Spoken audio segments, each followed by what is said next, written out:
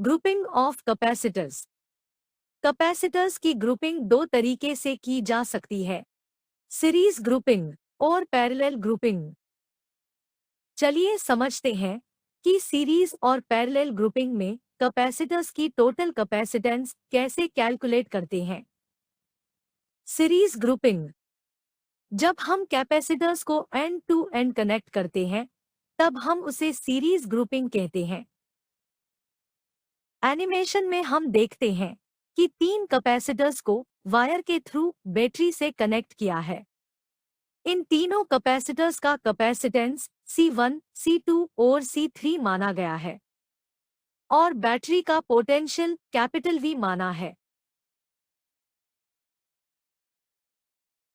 Circuit complete होने पर C1 के लेफ्ट प्लेट पे प्लस Q चार्ज ट्रांसफर होता है, जिससे इस प्लेट के inner side positive charge create होता है।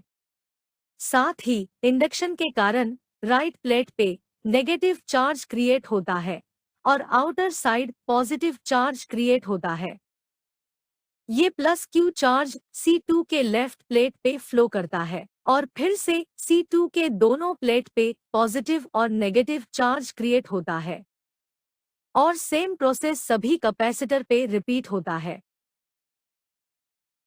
अब जैसा कि इस सर्किट में पोटेंशियल अप्लाई किया है, ये पोटेंशियल हर कैपेसिटर के कैपेसिटेंस के अकॉर्डिंग डिवाइड होगा। जब हम कैपेसिटर में पोटेंशियल अप्लाई करते हैं, तब जो चार्ज उसमें स्टोर होता है वो पोटेंशियल के डायरेक्टली प्रोपोर्शनल होता है। इस इक्वेशन को सिंप्लीफाई करने पर हमें कैपेसिटेंस और पोटेंशियल का रिलेशन मिलता है। इस इक्वेशन का यूज करके हम V1, V2 और V3 कैलकुलेट कर सकते हैं। तीनों पोटेंशियल का सम करने पर हमें एक इक्वेशन मिलती है जिसमें Q कॉमन है। अब अगर हम V को Q बाय C से रिप्लेस करें तो हम बोथ साइड Q को कैंसल कर सकते हैं और Q को बोथ साइड कैंसल करने पर हमें कुछ ऐसी वैल्यू मिलती है। ये वैल्यू तीनों कैपेसिटर का टोटल कैपेसिटेंस है। Parallel grouping. जब हम कैपेसिटर्स के सभी लेफ्ट टर्मिनल बैटरी के एक एंड से और सभी कैपेसिटर्स के राइट टर्मिनल बैटरी के दूसरे एंड से कनेक्ट करें, तब वो कनेक्शन पैरेलल कनेक्शन या पैरेलल ग्रुपिंग कहलाता है। एनिमेशन में हम देखते हैं कि तीन कैपेसिटर्स को बैटरी से पैरेलल कनेक्ट किया है। इन तीनों कैपेसिटर्स का कैपेसिटेंस C1, C2 और C3 है। साथ ही इन तीनों कैपेसिटर्स पे पोटेंशियल V अप्लाई किया जा रहा है। सर्किट कंप्लीट होने पर बैटरी से Q चार्ज तीनों कैपेसिटर्स पे ट्रांसफर होता है।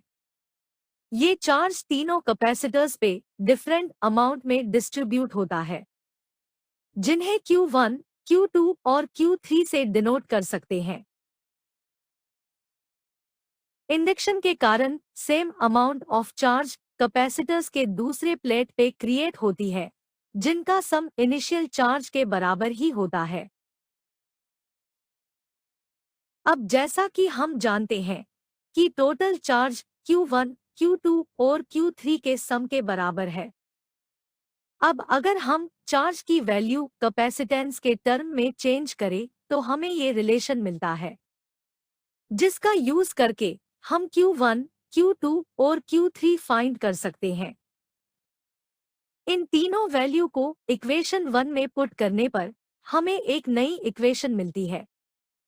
अब हम इस नई इक्वेशन में Q को CV से रिप्लेस करेंगे और बोथ साइड V को कैंसिल आउट करेंगे।